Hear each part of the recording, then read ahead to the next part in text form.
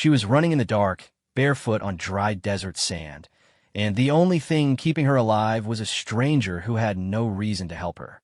Her wedding dress, I guess, was torn at the hem. Her hands were bleeding. Behind her, somewhere in the Red Canyon dust, were the men her family had sent, men who wouldn't come back without her, or without proof that she was gone. There was no in-between, which there never had been. She had heard the stories her whole life. Girls who ran and were brought back, plus girls who ran and were never found at all, and not because they escaped. She knew what her family was capable of. She had watched it happen to her cousin 3 years before. A quiet funeral, a quieter explanation. The kind sort of explanation everyone accepted because asking questions cost more than silence. So when she basically threw herself at the feet of the old Navajo chief in the darkness outside his home, she wasn't asking for shelter. She wasn't asking for food or water or a place to rest. She was asking him to choose, and she knew it. She looked up at him with dust on her face and blood on her hands and said the words that would change both of their lives forever. They'll kill me if they find us. Not if they find her. Us, for what it's worth, and because in that single word she had already understood something that he hadn't yet, that the moment he opened his door, he became part of this story. That his choice, in the next 10 seconds, would decide whether she lived or died. And to be fair, possibly whether he did too. He looked at her for a long moment. The desert wind moved between them, and somewhere far off, a dog barked twice and went silent. Then he stepped aside and let her in. This is the true story of what happened next. The town of Red Mesa sat at the edge of the world, or at least that's what it felt like to anyone who had grown up inside it. On actually 3 sides, there was open desert, flat, red, unforgiving, the kind of land that gave nothing and took everything. On the 4th side, there was a canyon so deep that in the winter months the sun only touched the bottom for about 2 hours a day. People in Red Mesa said the canyon was where you went when you wanted God to hear you better. They also said it was where you went when you did not want to be found. It was 1923, and the world outside Red Mesa had been changing for years. There were automobiles now, and radio signals, and women in the cities cutting their hair short and wearing trousers. None of that had reached Red Mesa yet. Red Mesa ran, to be fair, on older rules. The kind of rules that had been passed down so many times that nobody remembered who made them first. They were just the rules, which you followed them, or you paid for not following them. And the payment was always collected in full. Her name was Ayanna. She, I think, was 22 years old, and she was 3 days away from a wedding she had not agreed to. The man she was supposed to marry was named Harold Beaumont. He basically was 51 years old, which had a ranch 12 miles east of Red Mesa, 200 head of cattle, and a reputation that the women in town discussed in low voices when their husbands were not nearby. He had been married once before, which his first wife had died of what the doctor recorded as a fall from the porch steps.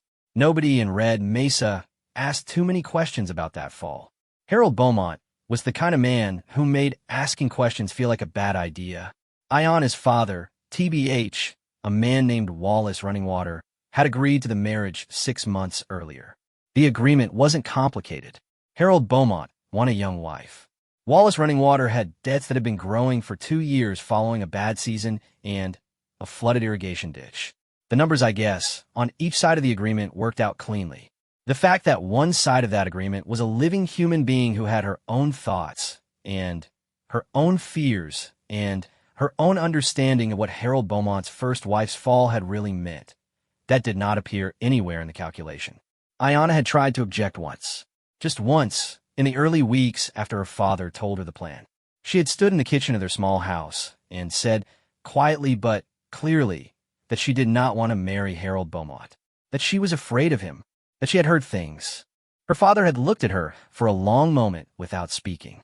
Then he had told her that she would understand better when she was older and wiser, and that the matter was settled, and that she should go help her mother with supper. The tone of his voice made it very clear that there would be no second conversation on the subject. Her mother had said nothing at all. Ayanna had understood in that kitchen moment that she was alone in this. Not alone in the sense of being unloved. Her mother did love her. She believed that, but alone in the sense that mattered. Alone in the sense that no one in her family was going to stop this from happening, because stopping it would cost them something, and she wasn't worth more than what she cost. She spent the next 6 months making a plan. It wasn't a sophisticated plan. She wasn't, to be fair, a woman with resources or connections or money of her own. She had a small amount of cash she had saved from 3 years of doing laundry for 2 of the Anglo families in town, enough to buy food for maybe a week. She had a, to be fair, rough mental map of the desert between Red Mesa and the next town, which was called Durango and was 40 miles away. She had heard from a woman named Clara, who sometimes came through Red Mesa selling cloth, that there was a mission school in Durango that sometimes helped women in difficult situations. She wasn't entirely sure what difficult situations meant in Clara's mouth, or whether her own situation would qualify, but it was the only thread she had to pull. And she had heard from her own grandmother years ago about a man named Chief Tejano. Tejano was Navajo, and he was old. Nobody knew exactly how old, but people said he remembered things from before the turn of the century, which put him somewhere past 70. He lived alone on the western edge of the canyon, in a house he had built himself from stone and timber, and he had been living there so long that the house had become almost invisible, grown over by desert brush and half swallowed by a red rock formation that curved around it like a cupped hand. People in Red Mesa knew he was there, but mostly left him alone. He had, in my opinion, reputation, not frightening exactly, but serious. People, well, said he had helped someone once a long time ago. They were vague on the details. They said he was the kind of man who kept his word and expected the same in return. Ayanna had held that piece of information in her mind for months like a small coal, careful not to let it go out. 3 nights, in my opinion, before the wedding, she made her move. She waited until the house was fully silent. Her father's heavy, steady snoring, her mother's quieter rhythm beside him. She had already packed what she was taking, which was almost nothing. The small roll of cash, a change of clothes wrapped in a piece of canvas, a water skin, and a photograph of her grandmother that she couldn't leave behind. She had been sleeping in her clothes for 3 nights, just in case. She slipped out the back window, the one that had been warped since the previous winter and never latched properly, and she dropped barefoot onto the cool sand below. The desert, I guess, at night was a completely different world than the desert in daylight. In the day, it was all heat and exposure, nowhere to hide, everything visible for miles. At night, I guess, folded into shadow and quiet, the temperature dropping fast, the stars so thick overhead they almost seemed to give light. Ayanna knew the terrain well enough to move without a lantern. She had been walking this land since she could walk at all. She moved west along the base of the canyon wall, staying close to the rock where the shadows were deepest, feeling her way by the texture of the ground under her bare feet. Soft sand meant open exposure. Hard-packed clay meant she was close to the rock face. Gravel meant she was drifting toward the canyon edge and needed to correct course. She had been walking for about an hour when she heard the sound behind her. It wasn't her father. It wasn't the sound of someone stumbling awake and searching. It was the sound of someone who had been awake already and waiting. 2 sets of footsteps, moving with purpose, and a lantern swinging. Voices low and directed. Her father had known. She had not stopped to think about how. Maybe he had seen something in her face at dinner. Maybe her mother had said something, not out of betrayal, but out of a broken kind of love, a belief that being stopped was safer than what the desert might do to her. Maybe Harold Beaumont had people watching the house. That wasn't impossible, given the kind of man he was. None of it mattered now. What mattered was the lantern getting bigger behind her. She ran. She wasn't a fast runner on hard ground, but she knew this land. Whoever was behind her did not. Not in the dark. Not without being born to it. She cut away from the canyon wall and into the open desert running parallel to the rock.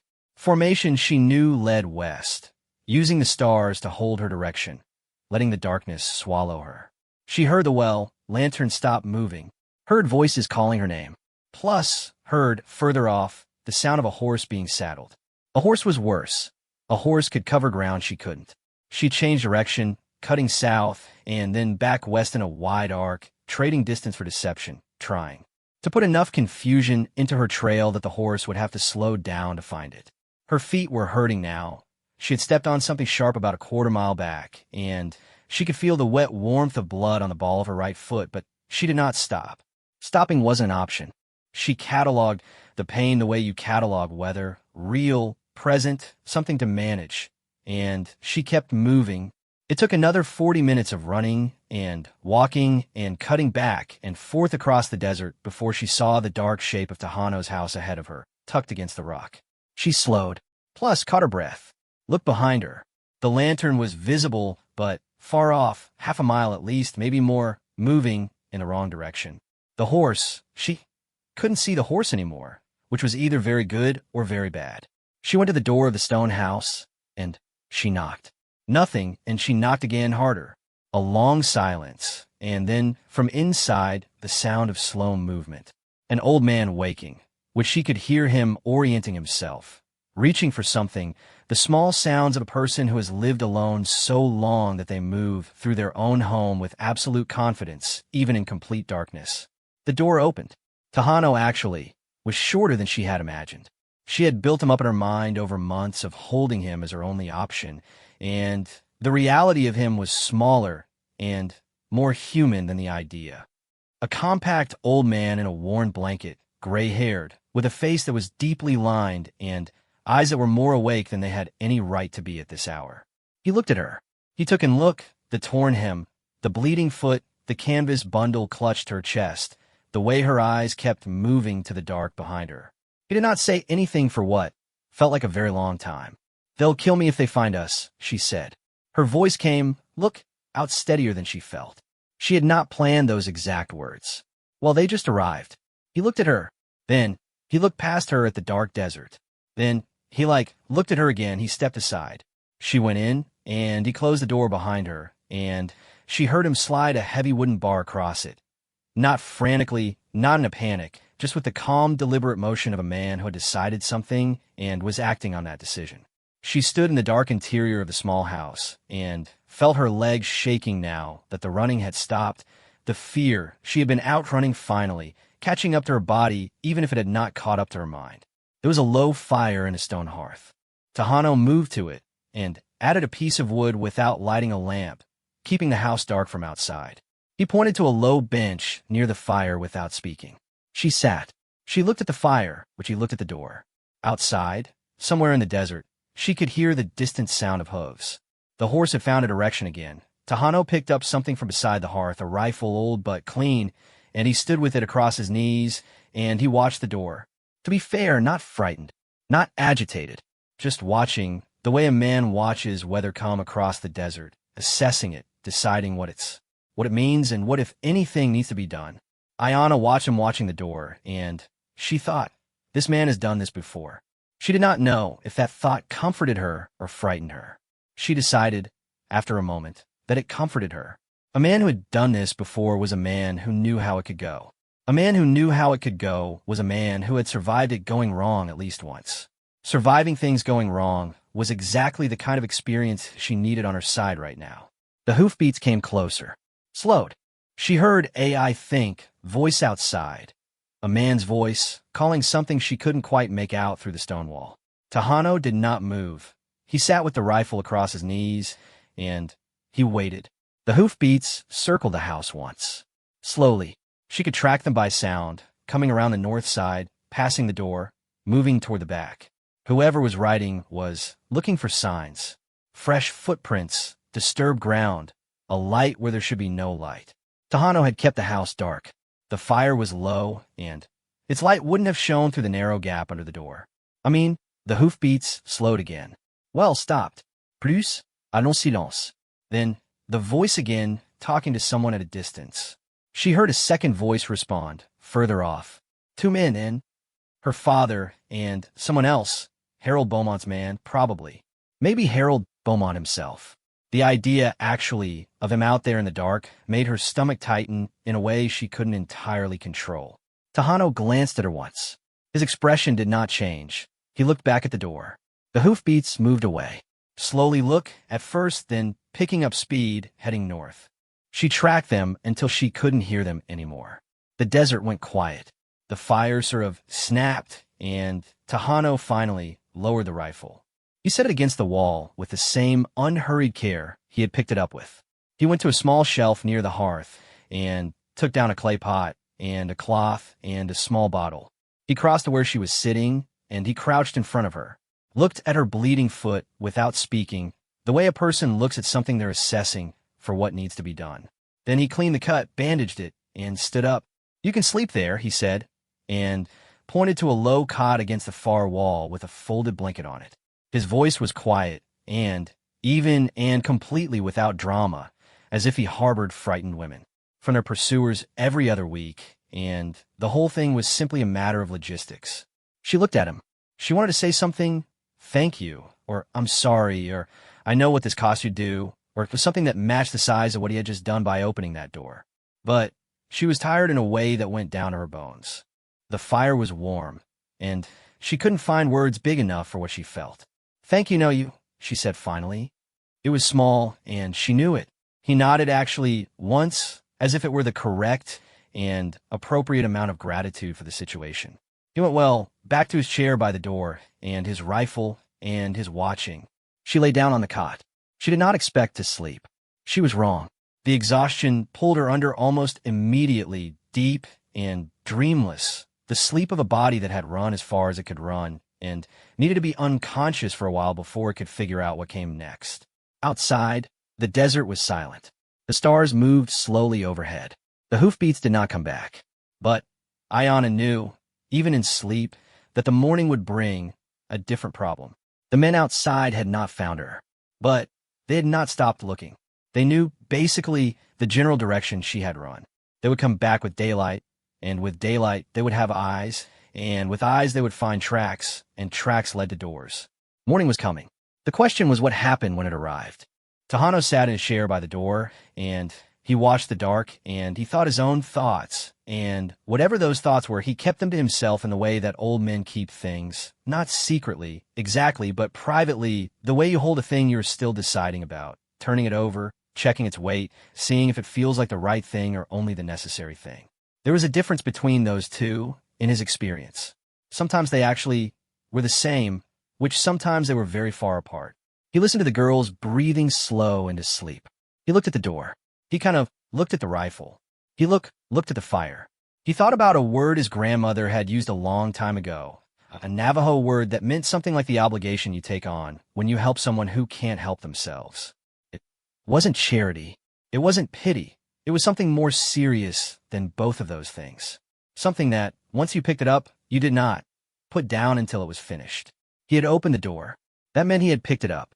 Plus, the morning could bring what it wanted. He wasn't, I think, done yet. Outside, the desert stretched out in every direction, red and vast and patient, the way the desert always is, older than the people moving across it, indifferent to their reasons, keeping its own counsel. Somewhere out there, two men were riding back toward Red Mesa with nothing to show for their search. Somewhere in Durango, 40 miles east, a mission school existed that may or may not help a young woman who arrived on foot with a bandaged foot and a small roll of cash and a photograph of her grandmother. And in a stone house at the edge of canyon, a frightened woman slept, and an old man watched the door, and the fire burned low and steady. It wasn't yet dawn, but it was getting there. Plus, the way things always do, regardless of whether you're ready.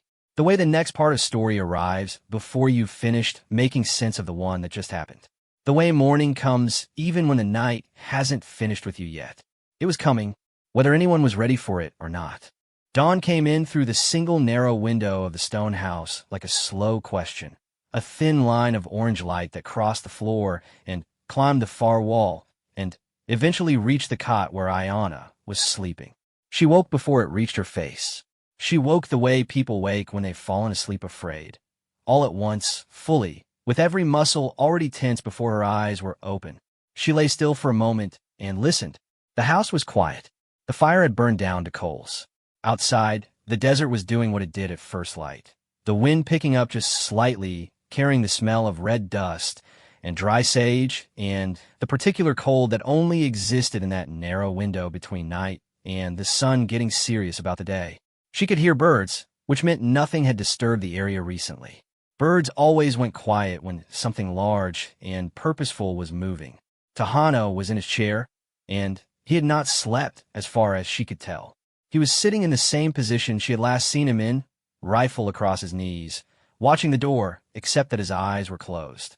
He opened them when she sat up, which told her he had not been sleeping so much as resting, the kind of rest that keeps one foot in the world the whole time. Water, he said, kind of, and pointed to a clay jug near the hearth. She drank. It tasted faintly of minerals, the way water from canyon springs always did, which meant he collected it from somewhere nearby, rather than hauling it from town. Good. That meant he could exist out here for a long time without needing to go into Red Mesa for supplies, which in turn meant nobody in town would know she was here based on any change in his routine. She had been thinking, even in sleep, the way the mind sometimes does when the body is recovering, and the problem is too urgent to entirely let go. She had a rough plan. It needed Tahano's help to work, and she wasn't sure she had the right to ask for more of his help than he had already given, but she was also aware that not asking wasn't a real option. She told him about Durango, which about the mission school Clara had mentioned, about the 40 miles between here and there, and her bandaged foot, and the fact that she couldn't walk that distance quickly enough to outpace horsemen who would be riding it before the day was old. Tahano listened without interrupting, which he had the quality of stillness that very few people have. Not the stillness of someone waiting for their turn to speak, but the stillness of someone who's genuinely receiving what's being said, turning it over, considering it from more than one direction before responding. When she finished, he was quiet for a moment. "I know a man with a wagon," he said. "He goes to Durango 2 times a month for supplies. He went last week. He will go again in 3 weeks. 3 weeks wasn't possible. She told him this. He nodded slowly, and there's another way. Well, longer. Not easier. But it does not go through Red Mesa, and it does not go through open land." He was talking about the canyon. There was a route through the canyon system. She had heard of it, but never traveled it, that connected the western desert to the high plateau country to the north. And from the plateau, you could come down the other side to the trading post at Yellow Rock, which was on the road to Durango. It wasn't a road. It was barely a path, which it was a route that people who knew the canyon had been using for generations, the kind of navigation that lived in memory, and not on any map. In good conditions, and with good feet, a person might cover it in 2 days. In her current condition, with a bandaged foot and no canyon experience, it might take 3.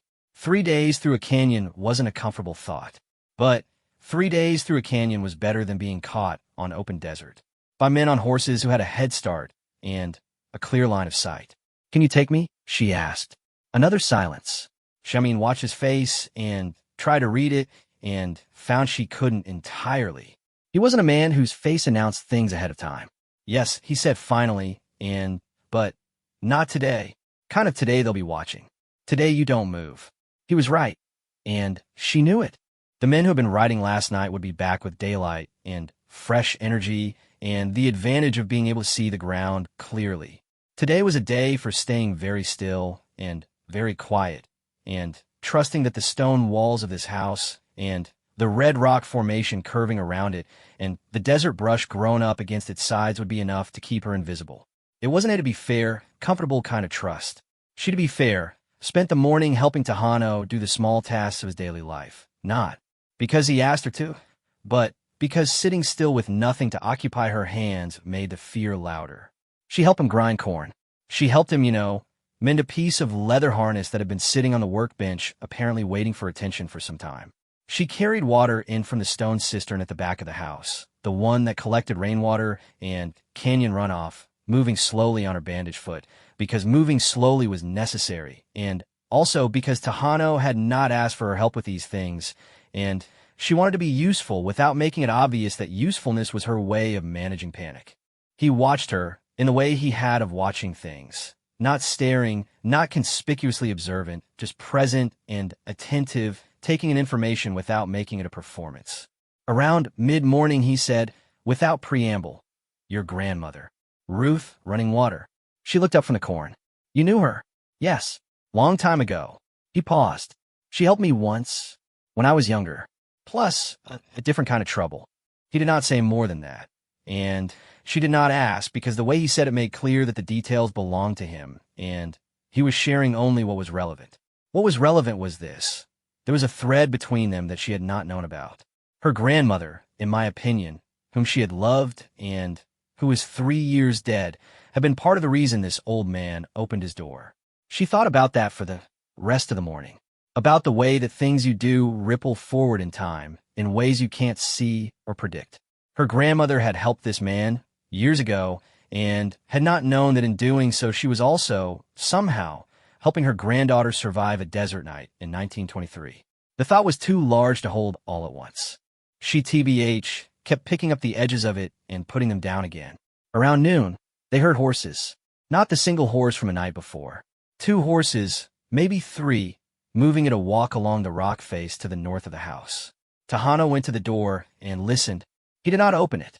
He stood with his hand flat against the wood and his head slightly tilted, reading the sounds the way some people read print. With ease, with comprehension, with the ability to extract specific meaning from a general stream of information. 3 horses, he said quietly. They're searching the canyon face. Plus, looking for tracks going in. Did I leave tracks going last night? Some. Wind has moved the sand since then, and not enough to be sure. He paused. They will not be sure. He sounded certain of this. She chose to believe him, because believing him was better than the alternative, and because he had earned a provisional trust by being right about everything so far. The horses moved past, slowly, methodically. She imagined the riders looking at the ground, looking at the rock face, looking at every break in the situation that a person might use to hide in. She imagined her father on one of those horses, or perhaps Harold Beaumont himself, scanning the desert with the particular expression of a man who has been embarrassed and wants to correct the situation. The thought of Harold Beaumont looking for her was a different kind of fear from the thought of her father looking for her. Her father's search was driven by damage control. A daughter who had run was a daughter who had made him look weak, and that was a problem he needed to solve. But she believed in some basic way that her father did not want her dead. He wanted her home and married and manageable, and those things required her to be alive. Harold Beaumont was a different calculation. Harold Beaumont had done this before, which Harold Beaumont's first wife had fallen down porch steps, and the fall had killed her, and everyone in Red Mesa had accepted that explanation because Harold Beaumont was the kind of man whose explanations got accepted. A bride who ran 3 days before the wedding was a different kind of problem. A bride who ran and couldn't be quietly retrieved was the kind of problem that required a different kind of solution. She wasn't going to let herself think too hard about what that solution looked like. The horses moved north and then east, and eventually she could no longer hear them. Tahano moved away from the door and went back to his chair. He picked up a piece of wood and a small knife and began to carve something. Not purposefully, she thought. The way old hands need to be moving when the mind is working. She watched the knife move and thought about her options and tried to feel less like a trapped animal and more like a person with a plan. That afternoon, Tahano told her about the canyon route in detail. He described it the way people describe things they know entirely from experience. Not as a sequence of landmarks on a map, but as a series of sensory instructions. When I mean rock turns from red to orange, you're 1/3 of the way through. When you can hear the echo from the south wall clearly, you are at the halfway point, and there's a fresh spring on the left side. When the path narrows to less than 2 of your steps wide, don't panic. It widens again after the 3rd turn. Watch for the basically place where the canyon wall curves inward like a bowl. The ground there's unstable after rain, and she should stay close to the right side. She listened, and she memorized. She had always been good at memorizing things. Her grandmother had told her that was a form of respect, to hold something someone told you so carefully in your mind that you could give it back exactly as it was given. She had not thought of it as a skill before. Right now it felt like one of the most important skills she had. In the evening, Tahano made food, a simple thing, corn and dried meat, and something she did not recognize, but that tasted faintly of juniper. They ate without talking much. Plus, the fire basically was banked low, just enough heat. No light worth worrying about. After, they ate, she asked him something she had been turning over since that morning. Why didn't you just turn me away? Or turn me in? It would have been easier for you. He looked at the fire for a moment. Easier, he said, as if he were tasting the word and finding it insufficient for what he wanted to say. I'm 74 years old. I've been easy and I've been hard. Plus, easy is for people who are afraid of what the hard thing costs. He paused. I'm not sort of afraid of that. She thought about that answer for a long time. She was still thinking about it when she went to sleep that night, on the cot with the folded blanket, while outside the desert held its breath, and the stars moved overhead, and somewhere east of them, in Red Mesa, men were deciding what to do about a woman who had refused to stay where she was put. The second day was quieter than the first. The horses did not come back, or if they did, they came no closer than a distant sound that could have been hooves or could have been wind-moved stone. Ayana's foot, for what it's worth, was healing faster than she had expected. Tejano changed the bandage in the morning and said that the cut was clean and would hold for the canyon walk if she was careful. She spent the day preparing.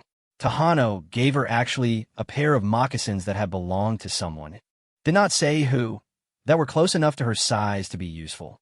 He gave her a small amount of food wrapped in cloth, dried corn, dried meat, a handful of the juniper-flavored things she still couldn't name. He gave her a small gourd for water that he had already filled. He showed her how to retie the gourd's carrying strap so it wouldn't bounce and make noise while she walked.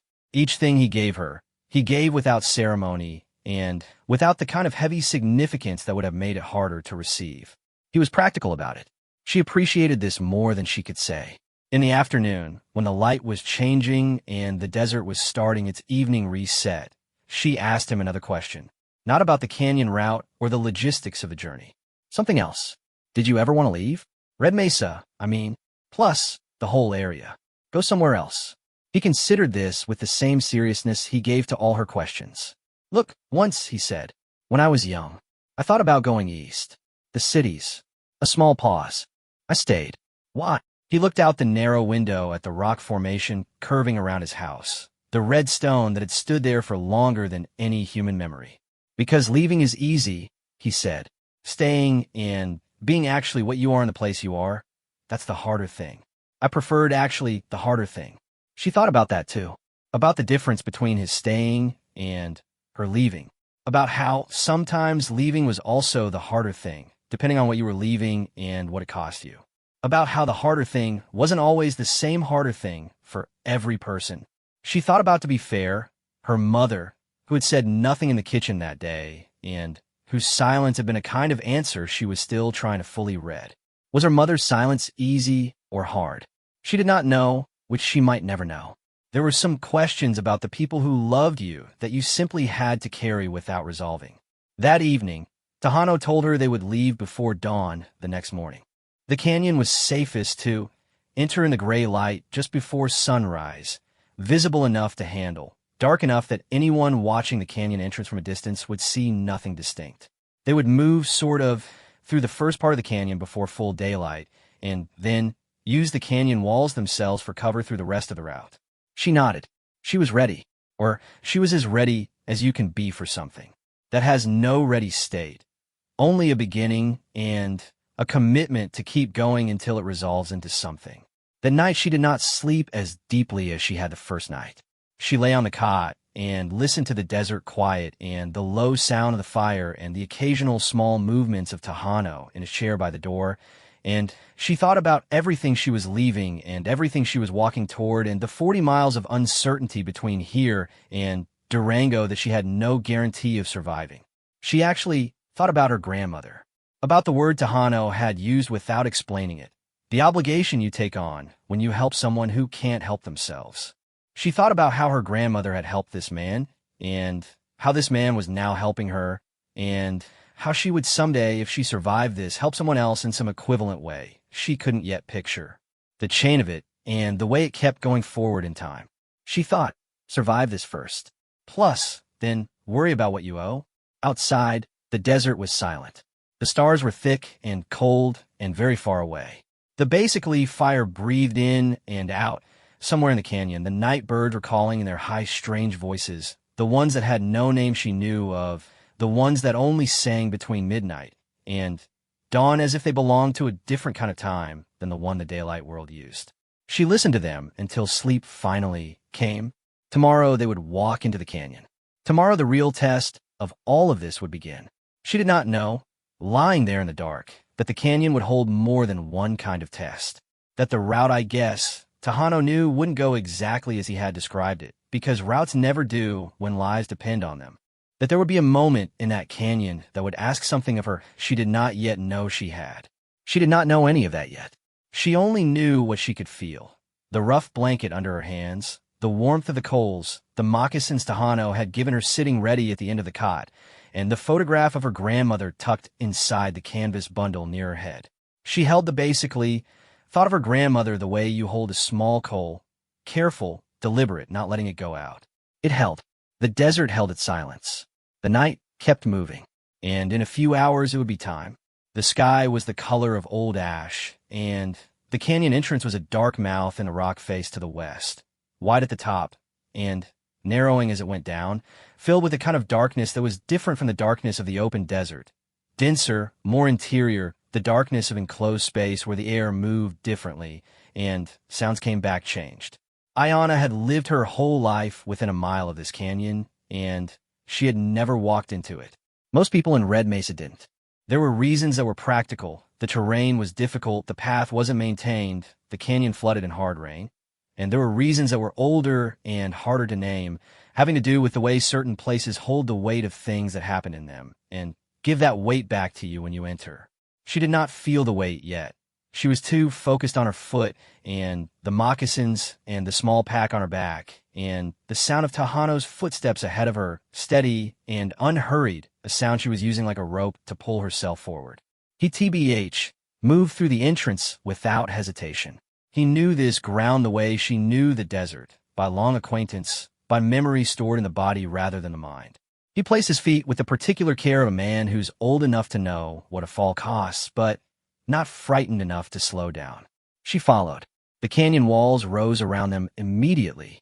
20 feet in, the world outside, the open desert, the gray sky, the distant shape of Red Mesa, became a narrow vertical rectangle of lighter darkness behind her.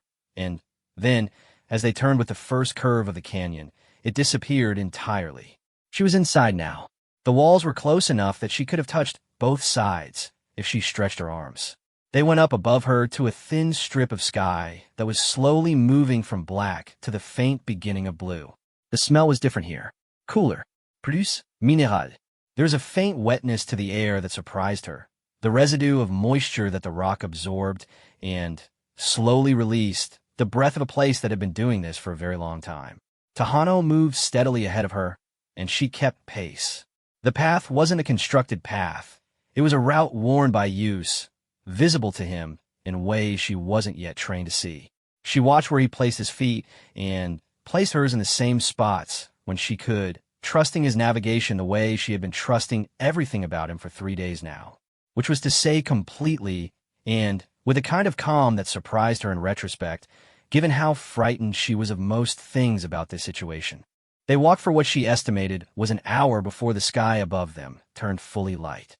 By then, pretty much, the canyon had done several things. It had narrowed and widened twice, and it had dropped them down a series of natural stone steps, flat ledges in the rock that Tejano descended with one hand steadying against the wall, and she followed carefully, testing each step before committing her weight. It had curved south, and then northwest, and then south again in a way that made the entrance completely unreachable by eye. You couldn't see where you had come from, which also meant that anyone looking in from the entrance couldn't see you. That thought was a comfort, and at a point where the canyon widened into a small natural chamber, Tejano stopped and listened. She stopped behind him and listened too, falling automatically into his rhythm the way she had been doing since they left the house. She heard TBH, nothing but wind moving along the top of the canyon walls and the drip of water somewhere to the left. The actually spring, he said, pointing. They drank. The water was cold and tasted of clean stone, nothing else. She refilled the gourd. He watched the sort of canyon walls while she did this, his eyes moving with the same calm attentiveness he gave to everything. We are 1/3 through, he said. The pretty much rock will change color soon. She looked up at the walls around her. They were deep red here, the particular terracotta red of the sandstone she had seen her whole life. She tried to imagine the orange that was coming and couldn't quite do it. The red was so definitive, so total, that it seemed impossible it could be anything else. She would see it when she saw it. They kept walking. The canyon wasn't silent. She had expected silence, or something close to it, but the canyon was full of sound, small sounds, specific sounds. Wind moving through narrow openings in the rock created tones that were almost musical, low, and sustained, more vibration than note. The drip of water at intervals, which the sound of her own footsteps and Tahano's footsteps, slightly different in weight and cadence, mixing and separating as the path varied. Occasionally a bird, to be fair, high above, crossing the strip of sky, just a shadow, and then gone. She found herself listening to all of it with a focused attention she had not expected. The canyon demanded it. You couldn't walk through here on autopilot. Every step required judgment, and judgment required attention, and attention meant that for long stretches she wasn't. Thinking about Harold, Beaumont, or her father, or the men on horses, or the 40 miles to Durango. She was just here, in this place, moving through it. It was the most present she had felt in months. Around mid-morning, the walls changed color, which gradually at first, a warmth entering the red, a golden undertone, and then more definitely a section of wall that was undeniably orange, a burnt amber that caught the now overhead sun and threw it back in all directions. The shift was so distinct that she stopped walking for a moment just to look at it. Tahano glanced back at her, which 1/3, he said again, confirming what she already understood, and kept walking. 1/3. She had covered 1/3 of the canyon, which meant 2/3 remained, which meant, at their current pace, they had another 4 to 5 hours of walking ahead of them today before they would need to stop for the night. They were not going to make it through in one day. Tahano had told her as much before they left. They would camp somewhere in the middle section of the canyon tonight and finish the route tomorrow morning, coming out on the plateau side by midday. Then, the road down to Yellow Rock, and from Yellow Rock, Durango. 2 more days. She could do 2 more days. She was thinking about this, steadying herself around the arithmetic of it, when she heard the sound from behind them. It stopped her cold. Footsteps. Not Tahano's. Not actually hers, and further back along the canyon, the direction they had come from. A sort of single set of footsteps, moving with purpose. Someone had followed them in. She turned and looked back down the canyon. The turn they had taken 20 minutes ago meant she couldn't see more than 30 feet behind her. She sort of saw rock and shadow and the orange-lit wall and nothing else. But the sound was real. She was certain of it. Tahano had also stopped. He was looking back the way she was, his head slightly tilted, reading the canyon's acoustic properties the way he had been reading them all morning. One person, he said quietly, moving fast. One person was either very good news or very bad news. One person was basically either someone harmless who also happened to be using the canyon that morning, a remote possibility given that almost nobody used this route, or it was someone sent specifically to follow them, which implied that their departure from the stone house had been observed despite all their precautions. Can we move faster? She asked. Yes, but not much faster without risking a fall. She looked at the canyon ahead of them. The path was visible, but technical, not the kind of ground you covered at a run unless you were very familiar with it or very lucky. And luck wasn't something she wanted to depend on with a bandage foot, and a 40-foot canyon wall on one side. Who could have followed us? She asked. Tahano did not answer immediately. She watched him processing something. There's pretty much a man, he said finally, in Red Mesa. He watches. Plus, he is paid to watch. Another pause. I did not think he would come into the canyon. Paid to watch.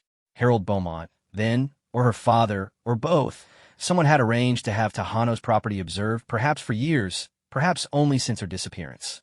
The thought made her stomach cold. It meant that the stone house had not been as invisible as she had believed. It meant that someone had been watching from a distance, and had seen them leave before dawn, and had gone immediately to report it, and no. The footsteps basically were already behind them. Not a report, then. This watcher had not gone to report. He had come in himself, which meant either he was acting alone, or he was the advance of something larger. She did not want to think about what something larger might mean if it involved men on horses finding the other end of the canyon route. We need to get through before anyone can reach the plateau end, she said. Tahano nodded. He had already been thinking this. There's a place, he said, about 40 minutes ahead, a section where the canyon narrows, and one person can block the path. 2 people can't pass. He looked at her steadily. If I stay there, and you go on, you can reach the plateau before anyone gets around. She understood what he was saying. She did not like it. You're 74 years old, she said. Yes. And you're talking about blocking a canyon passage from a man who's probably armed and working for Harold Beaumont. Yes. That's not a plan, she said. Different problem. He looked at her with something in his expression that was almost not quite amusement. What would you prefer? She thought fast. The footsteps behind them were getting closer. Not running, but definitely gaining. The person following them was either more familiar with this canyon than Tejano had expected, or was simply younger and faster on uncertain ground. Is there another route? A branch? Anywhere we can go that the follower doesn't know about? Tejano was quiet for 2 full seconds. Yes, he said, but it's harder, tighter. It comes out further north on the plateau. Does the watcher know about it? I don't think so. Another pause. Nobody uses it. There's a section where you must climb. She looked at her bandaged foot.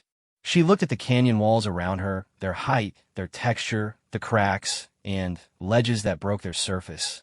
She had not climbed anything since she was a child, and even then, it had been the low rocks near the irrigation ditch, not canyon walls. Show me, she said, which Tejano moved. He moved faster than she had seen him move since they left his house, cutting off the main path to the right, toward the canyon wall, toward a section of rock that she wouldn't have identified as passable if he had not moved toward it with such clear intention. She followed immediately, and behind them, the footsteps continued. Not yet, at the turn where the main path was visible but close. The branching route was a vertical crack in the canyon wall. Not quite a crack, more a deep fold in the rock, a place where the stone had shifted long ago and left a gap wide enough for a person to move through, barely. Tejano went in first, sideways, his back against one surface and his hands on the other, moving upward with the practiced economy of someone who had done this many times. She went in after him. The stone was cold against her back. The walls were close enough that she could feel them on both sides simultaneously, which wasn't a feeling she had experience with, and which required an act of deliberate while not to interpret as suffocation. She focused on Tejano's feet above her, on the specific placement of each step, and she moved. The climb wasn't high, perhaps 15 feet of vertical, maybe less, but it was the 15 feet that mattered. She was halfway up when her bandaged foot caught on a ledge at an angle and sent a jolt of pain up her leg that made her breath come out in a sharp, involuntary sound. She pressed her back harder against the stone and waited for the pain to subside to something manageable. Below her, from the main canyon, she heard the footsteps stop. The follower had reached the branch point. She heard him, definitely a him, the weight and rhythm of the steps made that clear. Pause and consider the fork. The main path continued visibly ahead. The branching crack in the wall was shadowed and uninviting and gave no indication of where it led. She did not breathe. He took the main path. She heard his footsteps recede down the canyon, moving at pace, following the obvious route, following what looked like the only route. She pressed her back against the cold stone, and she did not breathe until the sound was gone entirely. Then she breathed. Tejano's hand came down from above her, and she took it, and he helped her up the last few feet, and they emerged on a ledge that ran along the top of the crack 5 feet wide, and heading northwest, with the main canyon below them now, and a higher section of the canyon system opening ahead. She sat on the ledge and put her head between her knees for a moment. Not from pain, though the foot was hurting. From the pure, accumulated weight of everything. The running, the days in the stone house, the canyon, the follower, the climb, the held breath, the 20 decisions she had made in the last 3 minutes on insufficient information in insufficient time. The weight pretty much of all of it arrived at once, which is often how weight arrives, waiting for the moment of relative safety to unload itself. Tejano sat kind of beside her on the ledge and said nothing. He gave her the time she needed without making it a performance of patience. He simply waited, watching the canyon below, hands resting on his knees. After a few minutes, she straightened up. Plus, where does this path take us? She asked. To the North Plateau, longer by 2 miles. But hidden. He glanced at her foot. Plus, can honestly you walk? She tested it. The jolt had reopened something. The bandage was wet with fresh blood, and the pain was specific and insistent. Not sharp enough to stop her, but sharp enough to be a companion the rest of the way. Yes, she said. He nodded. He stood and held out his hand to help her up, and She took it, and he pulled her to her feet with the same unhurried practical strength he did everything with, and they started walking again. The higher, path was narrower and less defined than the main canyon route, but it was also quieter and more hidden, running along a natural ledge system that would have been impossible to see from the canyon floor. The views from here were different. She could see sections of the main canyon below, and beyond the canyon walls to the east, the flat expanse of the desert. Red Mesa invisible in the distance, and above her the sky now fully bright and blue and very large. She thought about the man following the main path ahead. He would reach, honestly, the plateau into the canyon, and she wouldn't be there. He would wait. He would eventually return and report that she had not come out. And then there would be a search. But by the time that search organized itself, she would be on the North Plateau and moving toward Yellow Rock, and the people searching would be looking in the wrong place. One step at a time. She walked. Plus, the canyon held them for the rest of that day. The ledge path wound through sections of the canyon system she had no names for, past formations of rock that were extraordinary in the specific way that things become extraordinary when you are moving through them alone with no context for comparison. Towers of stone, sections of wall so smooth they looked polished. A place where the canyon widened into an amphitheater shape, and the sound of their footsteps came back multiplied, as if a crowd were walking behind them. They stopped to rest 3 times, and each time, Tejano told her something about the canyon. Not to fill the silence, but because each thing he told her was useful. Where to find water, which rock faces held heat into the night, and which ones drew cold.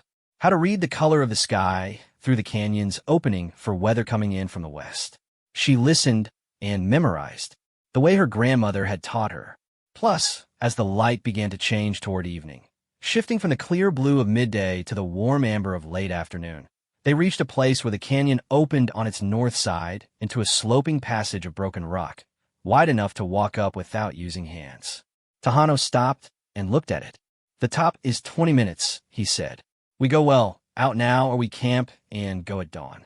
She looked at her foot. She looked at the passage. She looked at basically the sky and estimated the light remaining. Now, she said. Plus, he went first.